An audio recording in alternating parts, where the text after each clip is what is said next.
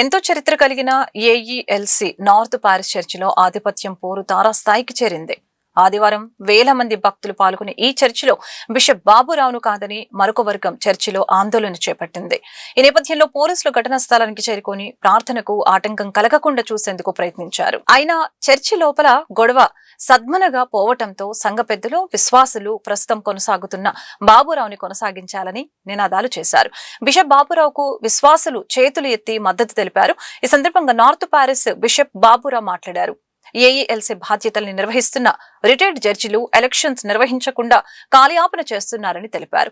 Reverend Adam Kennedy జడ్జిలను అడ్డుపెట్టుకుని north Paris ని ఆక్రమించుకోవాలని చూస్తున్నారని మండిపడ్డారు. సంఘ కాపరులు, విశ్వాసులు, పెద్దలు తమ చర్చిలను కాపాడుకోవాలని కోరటం జరిగింది.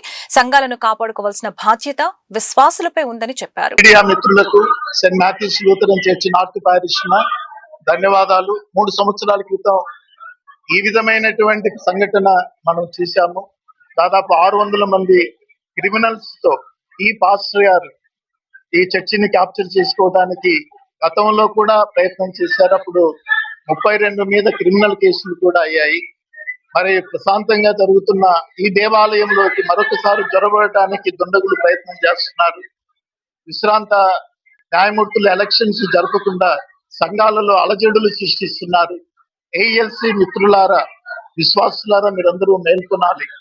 ఈ సంఘాన్ని మనం మరలా కాపాడుకోవాలి. కాబట్టి సహకరించిన విశ్వాసులందరికీ, పోలీస్ వారికి, అధికారులకు, మీడియా మిత్రులకు నేను ధన్యవాదాలు తెలియజేస్తున్నాను.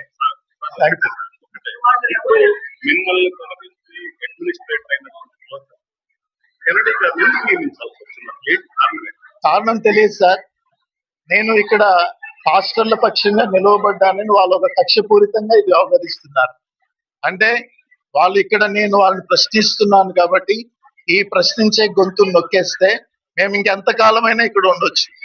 5 సంవత్సరాలు 10 సంవత్సరాలు మమ్మల్ని ఎవరు అడిగేవారు లేరు అని ఇక్కడ నుండి నన్ను తప్పించడానికి వాళ్ళు చేసే ప్రయత్నం. కాబట్టి నాకు ఇంకా ఇక్కడ సమయం ఉంది. ఇది ఏ క్లాస్ ప్యారిష్ లో పాస్టర్ని ఎన్నుకునే అధికారం వాళ్ళకు ఉంటుంది. కాబట్టి దయచేసి ఇలాంటి దుశ్చర్యలకు వారు పాల్పడకూడదు అని మీడియా, ముఖ్యంగా మరి విశ్రాంత న్యాయమూర్తులకు నేను తెలియజేస్తున్నాను. ఇక్కడ పాస్టర్ ఉంటాడు అంటే వీళ్ళంతా కూడా ఏకకంఠంతో మాకు ఇంకొక పాస్టర్ గారు అవసరం లేదు, ప్రస్తుతం చేస్తున్న పాస్టర్ గారి ద్వారానే మా సంఘం అభివృద్ధి చెందుతుందని వారు చేతులు ఎత్తడం ద్వారా అంత అభిప్రాయాన్ని తెలియజేశారు. కాబట్టి దాన్ని ప్రజాభిప్రాయాన్ని గౌరవించాలి. బలవంతంగా ఒక సంఘం మీద రుద్ది ఆ సంఘంలో ఉన్న సమాధానాన్ని పోగొట్టకూడదు. ఏఎల్సీలో ఉన్న విశ్వాసులందరూ, మిత్రులందరూ కూడా మేల్కొని మీ సంఘాలను మీరు కాపాడుకోవాలి. ఏఎల్సీని కాపాడాలి. రెవరెండ్ ఆడమ్ కెనడీ అని అతను వచ్చాడు. గతంలో కూడా 3 సంవత్సరాల క్రితం అందరూ చూశారు. 600 మంది గోడలు దూకి లోపలికి వచ్చి ఆ రోజున విధ్వంసాన్ని సృష్టించారు.